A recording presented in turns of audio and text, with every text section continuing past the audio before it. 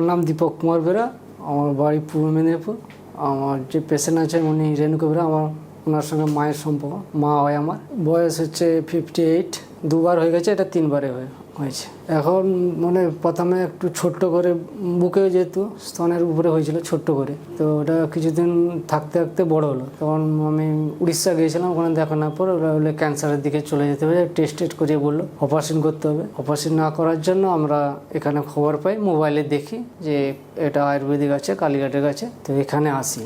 তো এটা 1.5-3 মাস হয়ে গেল ওষুধ খাচ্ছে, আর খাওয়া দাওয়া কি হাঁটা চলা কোনো কিছু, শরীরে উল্টো কোনো সমস্যা সেগুলো কিছু নেই। অসুবিধা হয়েছিল যে এখানে আসার আগেও সে শক্ত মতন ছিল, যে বড় যেরকম ছিল সেরকমই আছে। তো এই যাতে কেমন হয়, আর কোনো অসুবিধা ছিল না। প্রবলেম সেটাই একটা, শরীরে আর কোনো আদার সমস্যা নেই, যে ওর জন্য খাওয়া দাওয়া বলো, ঘুম বলো বা কাজের অসুবিধা, ওগুলো সমস্যা নেই। ডক্টর তো স্টেজ বাইরে দেখা কোনো স্টেজ বলেনি, পরীক্ষা করেগুলো রিপোর্ট ওগুলো বাইরে যখন দেখে, এখানে না বাইরে উড়িষ্যাতে, বলছে অপারেশন করতে হবে। আমরা অপারেশন না করার জন্য এখানে নিয়ে এসেছি।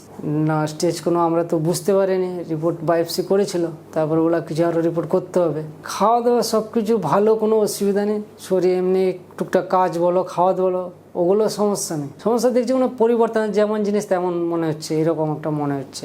অসুবিধা একদম ব্যথা করে, যে মনের মধ্যে একটা যে এটা কীভাবে ফিনিশিং হবে। হ্যাঁ, ব্লাড রিপোর্টগুলো নিয়ে এসেছি, ম্যাডাম লিখে দিয়েছিল, সেগুলো নিজের একটু ডিসিশন, কিছু কিছু প্রায় ভালো আছে, একটা কোনটা বাড়া আছে, ইউরিক অ্যাসিডটা সামান্য একটু বাড়া, আর একটা কি বুঝতে পারছি না আমরা, আর নাহলে প্রায় কম বেশি ঠিক আছে।